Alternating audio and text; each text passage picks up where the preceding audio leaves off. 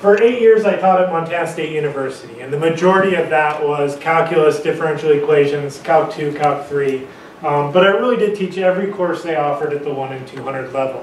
I taught a lot of students, but they were college ready. They were well prepared, accepted to the university, and it was a different kind of student.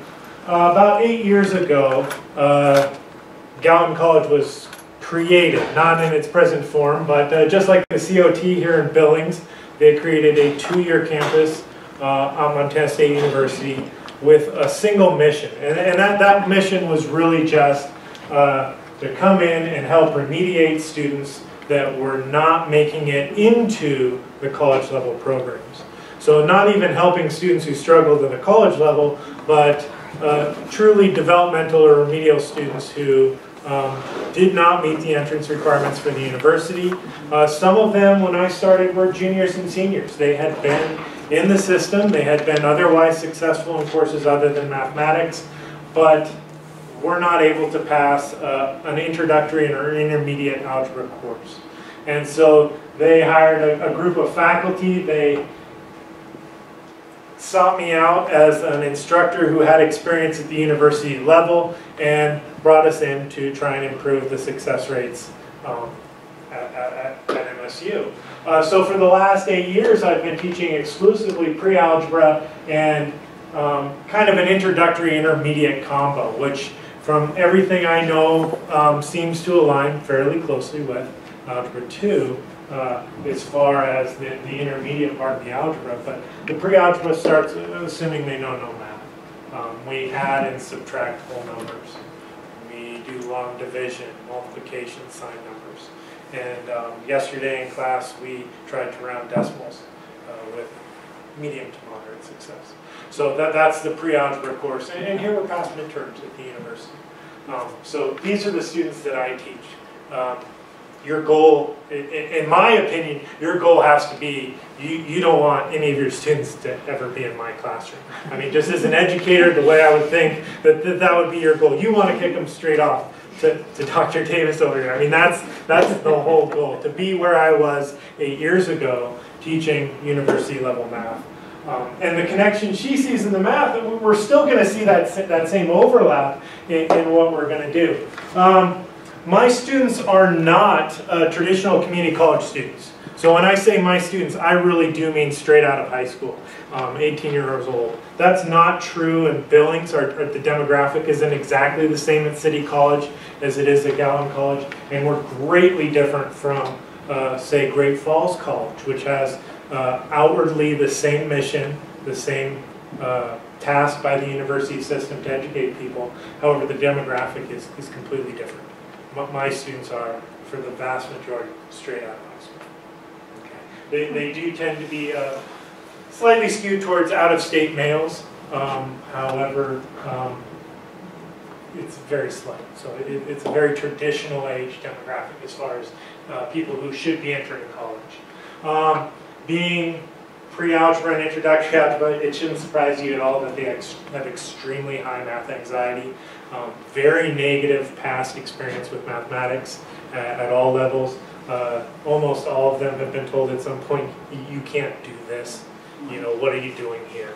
I mean, we know this is out there. And they're, when I say very low placement test scores, the minimum standard for entrance into Montana State University is 23 on the ACT. My average in my pre-algebra class is 16 to 17.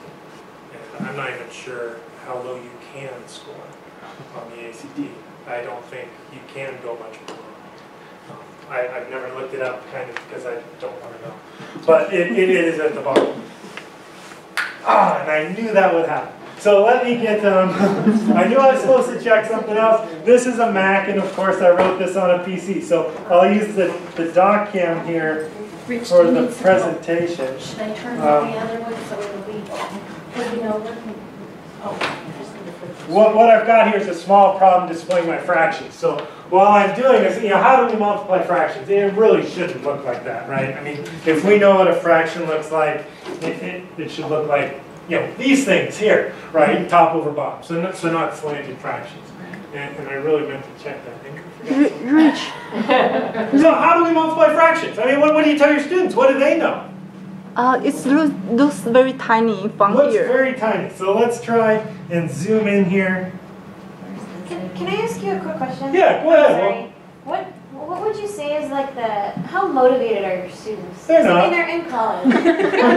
I'm just curious, like, I mean, they're still college students.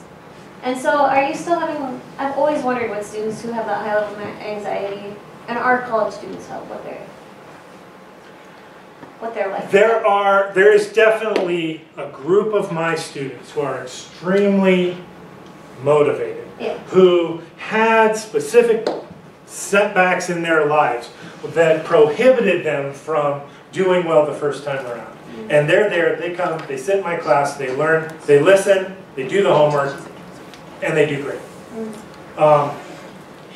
You know, this data is hard to collect, so just call it 5% or less. Okay.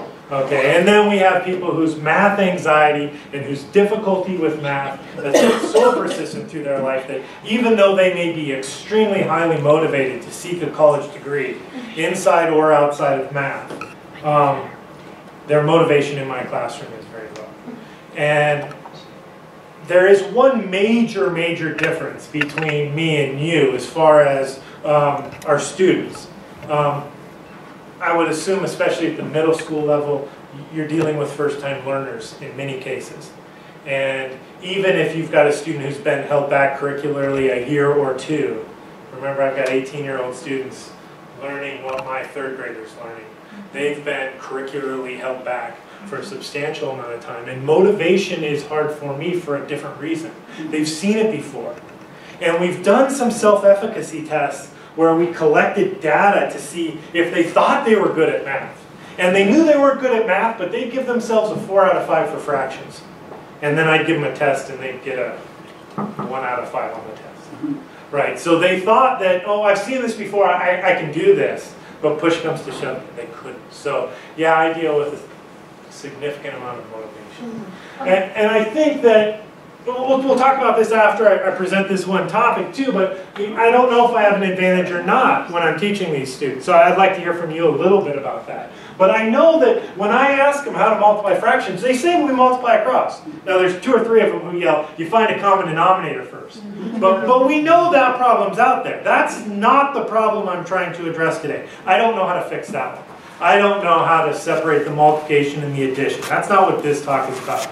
They know they're supposed to multiply across. And remember, they've got math anxiety, and they have been told they can't do math, and they think they can't do math. And so, hey, it works, right? This is an example. You multiply, is this the right answer? Of course, right? It's easy to compute, it's easy to see. That's the formula I copied out of my textbook.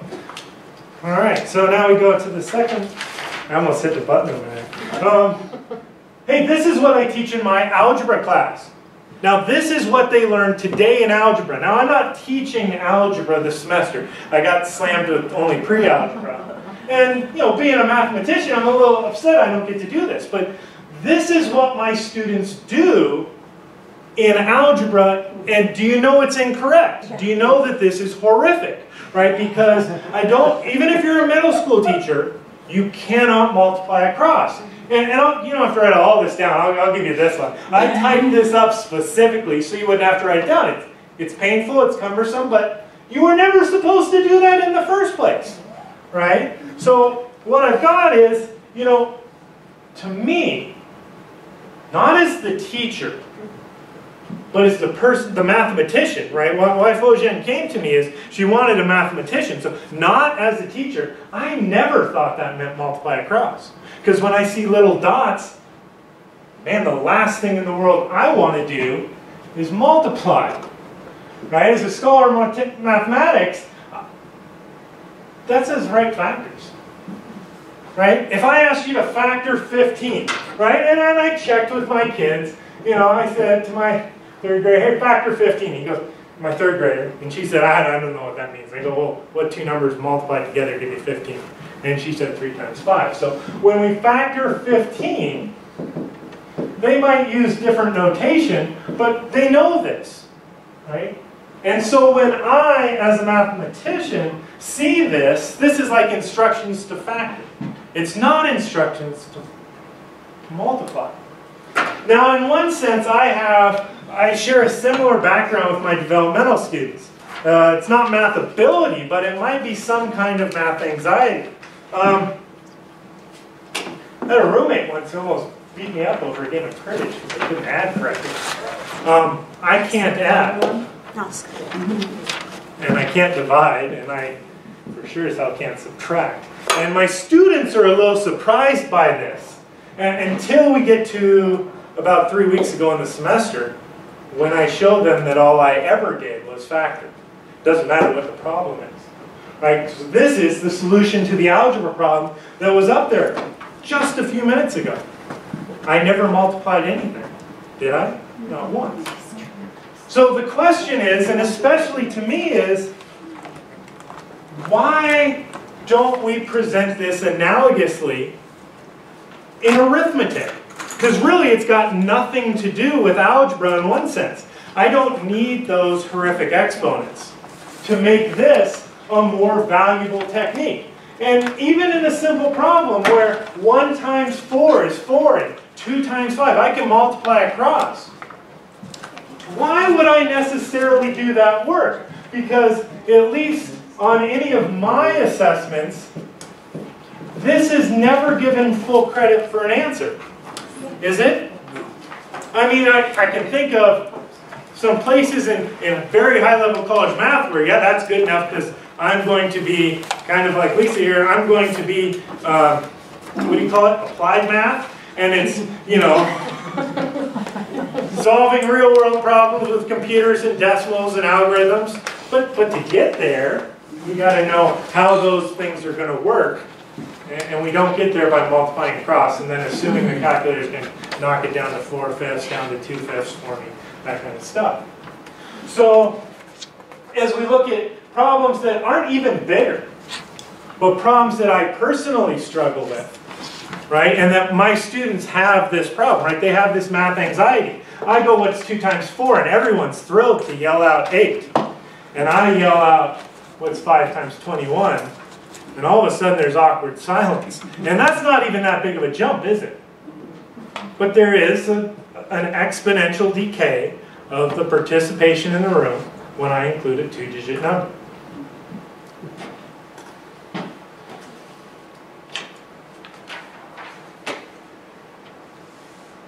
So, try that. Try it out on your paper. 21 times 15, what is it? See, I can't do that. And it has an effect in my classroom. Because, what'd you say? I can't. No, you were right, I think. What's 21? Here, we'll pick on Lisa. What's 21 times 15? 210 plus 105, so 315. 315. But automatically, she's the smart one in a classroom. And at least I feel stupid. But I can read, because I got the perspective of standing in the front. We don't get rooms like this, right? I teach in a very traditional rows facing forward. All of a sudden I see this horror in people's eyes, 350, and they shut down. But could you get the answer quickly with factors? And you should be able to, because I checked this with my 5th grader. I just said, hey, 10, and he said 2 times 5. They can do this, even at that level.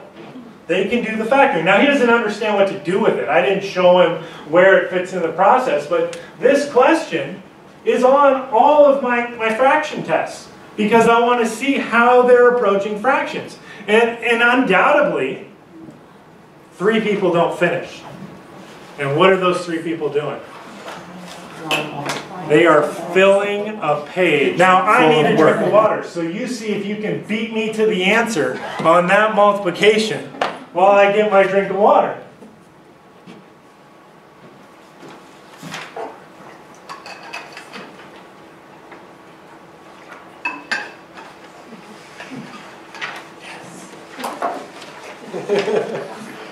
My students right now. We got what? What's the answer? 5/13. And of course now you got cheat sheet in front of you because PowerPoint don't work. But that's all right, I trust you, right? I mean, the fact of the matter is everything cancels. Now, is it a fake problem? Yes, it's by design. But it's designed with, remember the name of this, it's this envisioning math through analogous tasks kind of idea, exploring math. This is here because of the algebraic problem that I have trouble teaching in survey of algebra or algebra 2. Okay? So at this point, you know, this is what my students say. They all attempt, before instruction, they attempt the problem this way. With this notation, which I would argue is questionable anyway, it's correct, but it's kind of an overgeneralization or slight misuse of division. I mean, we're really saying that you're multiplying the top and the bottom by a fifth. Yeah, but that's not what they're saying. They're saying we're dividing them. I don't know. It's a little fuzzy. Okay? To introduce this much complicated notation into a problem with, oh yeah, the 315 was right. And I had no idea if that was right or not. I just had no clue. Right? But that's what our students are doing. Right? They hear a number, they think the person next to them is smarter, and it's creating a problem where there shouldn't be one. And it's creating a workload and an understanding. And I think truly, conceptually, we have something missing if this is how we multiply. Because remember, division is just multiplication, right? It's multiplication by reciprocal. And factoring is just the third part of that piece. We have multiplication, division, and factoring. Well, why don't we just focus on factoring? Would it be effective if we only focused on factoring? I guess that's my question. Because it's kind of so, I mean, why wasn't I taught this before? And then I put this problem on the board, and then they really yell it out, right? Because that I do with a calculator. And even though there's no cell phones allowed in my class, 3 people in the room figured it out on their cell phone because they think that that's how math is done. And I think that's the bigger problem. That's the issue that I hope to explore with the idea of analogous tasks. The whole thing of this country thinks math is about numbers.